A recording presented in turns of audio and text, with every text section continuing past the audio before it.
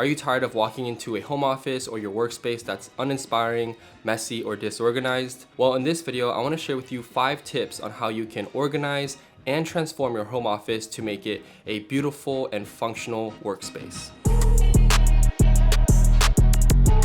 I've designed and built out my own home office, as you can see right behind me, but I've also done desk setups and home office builds for other people as well. And in the process, I've learned and failed a lot.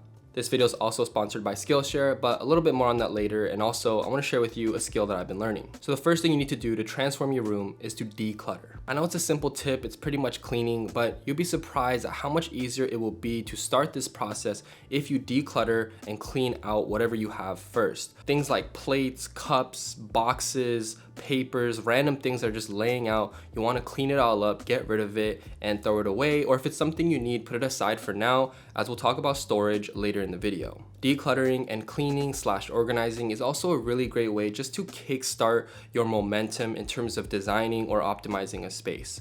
It's kind of a low-hanging fruit just to clean off or wipe down a few things, but as soon as you start that process and you start to see a clean room, you will feel more motivated to start the next steps. It's very overwhelming to start designing and buying furniture and all these things if you already have a messy room. You often just forget about it and say, I'll deal with it later.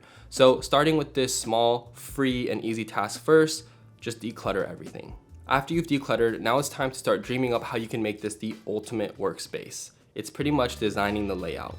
Now during this design phase, in the past, I typically would just use a paper and pen or my iPad to make a couple very rough sketches. They're not the prettiest sketches, but they usually just help me envision how I'm gonna get down my floor plan or what I plan to do with the space. But with these sketches, it was always still pretty hard to envision what I thought the space could look like and its potential. But recently, I took a class on Skillshare that was less than 2 hours, and I learned how to create a professional 3D floor plan. Now, whenever I'm doing any kind of home office setup or a room makeover, I can use this skill that I've learned to create an actual 3D floor plan that will ultimately help me just envision the space a lot better. You've probably heard of Skillshare before, but if you haven't, Skillshare is one of the largest online learning communities for creatives. There's thousands of classes led by industry experts in categories such as film, design, illustration, productivity, cooking, literally anything. There's so many things you can learn on Skillshare. Sometimes we get caught up in the day-to-day of what we're actually working on in our current skill set that it's very easy to not think about learning a new one. But with Skillshare, it's super easy to discover new things to learn in your spare time or even as a side hustle. Everything from learning how to supercharge your productivity on a day-to-day basis,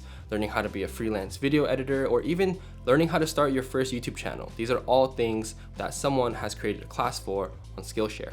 They gave me a specific link that will allow the first 500 people to join to get a free 1-month trial. And during that 1 month, you can decide for yourself whether or not it's worth the money and whether or not you want to keep using Skillshare. And thank you, Skillshare, for sponsoring this video. Let's get back to it. Now, during this design phase, it's really important that you determine how you plan to make the room functional and how you interact with it on a daily basis. Do you plan to have 1 desk or 2 desks, or 1 desk with a couch, or some sort of cabinet or storage solution? These are all things that you need to determine before you end up buying everything so that you know it fits in the right spots and that everything will work the way you envision it to. I'm a big fan of just trying to plan as much as you can before you start pulling the trigger and spending your money on a ton of items, because nothing's worse than having to buy stuff and then returning it, or just buying things and realizing it's not going to work in the space.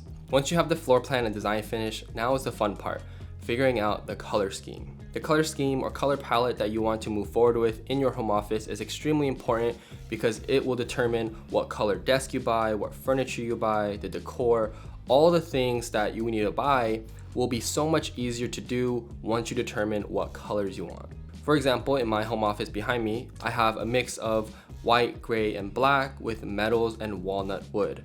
Now, because I know exactly that I have those colors in my home office, buying products just become a lot easier when you know exactly the direction you're headed in terms of color. Other builds that I've done in the past have had a few different colors, but for the most part, I try to keep the palette pretty minimal in the sense that you only have about 2 to 3 main colors with maybe 1 to 2 textures. So textures would be things like black metal, silver metal, or like walnut wood or oak wood. But for me personally, I like to have a blend of like going for a light theme, a dark theme, or maybe having a light and a dark. So white walls with black hardware, or white walls with white wood would make it a lot more, bright and airy. So you have to figure out what exactly the look it is you're going for. But definitely don't rush this step. This is supposed to be a fun part of the process. Go online, go on Pinterest, go on other resources to find inspiration on what you want your space to look like. Next is lighting. Now, lighting can be a bit of an overwhelming topic for some because they don't want to bother with getting stands or lights or a bunch of floor lamps. But I can tell you from experience that lighting can make or break the space,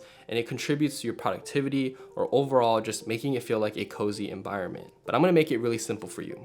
First thing you need to consider is the window. Is there a window in the space? Do you have a window available? If there is, don't even buy anything. First, work around the window. For me personally, I like to put my main workstation near the window, whether that's, in front of the window, off the window, whatever it is. Whatever the main workstation is, I like to have some sort of natural light coming in just because it makes me feel better. There's a lot of studies done that show that having some sort of natural light in your workday can really help with productivity. So if you have a window, work around that first. And for those of you night owls that work at night, it's gonna be important to have some pretty decent lighting even in the evening time. These additional soft light sources will essentially be the replacement for any type of room or ceiling light that we have because we don't use the ceiling light or the big light. It just makes any room look ugly and uninspiring. In my space, for example, I've attached a small light to the ceiling with a big softbox. This big softbox creates this really soft light over my desk and my workstation, which just makes it so much more fun to be working at